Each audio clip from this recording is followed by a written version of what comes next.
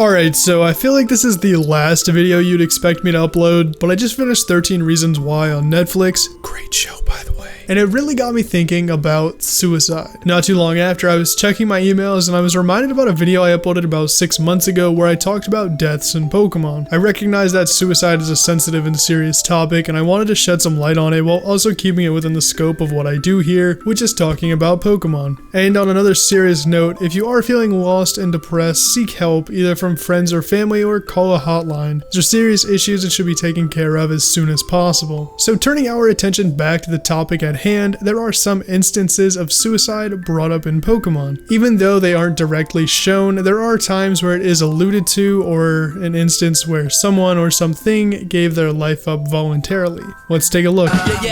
Rolling, I can never get enough. I've been up too long and I way too drunk, but we straight up in it and we feeling. Alright, so first up we have one that I didn't really expect. In a lot of the movies we see Pokemon, mainly the star of the movie, often go on a suicide mission to save someone or usually a lot of someone's. Darkrai was one of those Pokemon. It's always odd thinking that the nightmare producing Pokemon could help others, but it did. In Pokemon The Rise of Darkrai, Palkia and Dialga wandered into the wrong dimension and were causing the island Ash and friends were on to slowly deteriorate, ripping the fabric of time and space with their epic battle. In this scene, we see Palkia charging up its Spatial Rend and Dialga charging up its Roar of Time. If the two attacks met again, everything would be destroyed on the island, so Darkrai, low on health, knew he had to do something to save the citizens. So he flew into the middle of the two attacks and set up some kind of shield, freezing the two legends, buying Ash and friends time to make it to the tower on their mission to calm the beasts. It couldn't keep the shield up for too long, and when it dropped, Dialga and Palkia hit him with the Wombo combo, essentially killing him, or erasing him from that time, or doing something, as we can clearly see he fades from existence. But don't worry, he does end up coming back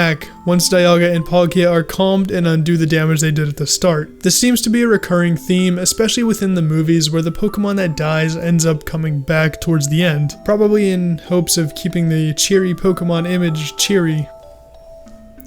Following in the theme of Pokemon movies, we have Latios from Pokemon Heroes. Basically, the Soul Dew controls the waters of the city of Alto Mare, which in Japanese is the City of Water. Fun fact. The antagonists in this movie are after the Soul Dew, although I'm not exactly sure why, because taking the Soul Dew drowns the city and they're in the city, but that's not what this video is about. The Soul Dew was removed from the defense mechanism, causing a massive tidal wave to surge towards the city. This results in Latios and Latios teaming up to fly into the oncoming tidal wave with whatever power this is. This is the scene that shook me as a child and still shakes me to this day. Like, just look at how sad Latios is. She's like watching her big brother fade into a ghost of his former self. Really hits you deep, you know? I think I need a minute.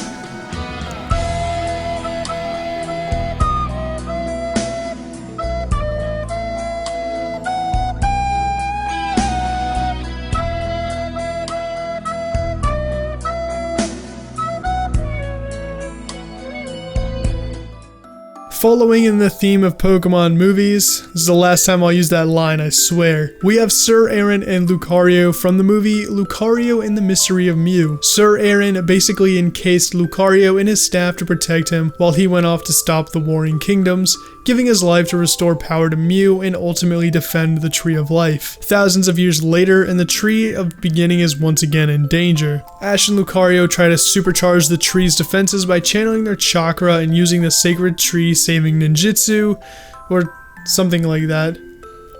Knowing this process would have taken Ash's life, Lucario pushed him out of the way to give up his life instead, and joined Sir Aaron in the afterlife. That's about it for the movie deaths, and although each one was mainly for the good of others, they still knowingly and voluntarily gave their lives to protect them. These are known as suicide missions, but are suicides nonetheless. But don't worry, I do have a few darker examples for you. Do you remember the Celebi event in Heart Gold and Soul Silver? I don't, because I never had a Celebi to do the event with before, but I remember a theory that was brought up a long time ago regarding Giovanni. At the end of your battle with him in this cave, you hear a noise when he leaves. I'll play it for you. Listen closely. Did you catch that? Let's pause and enhance.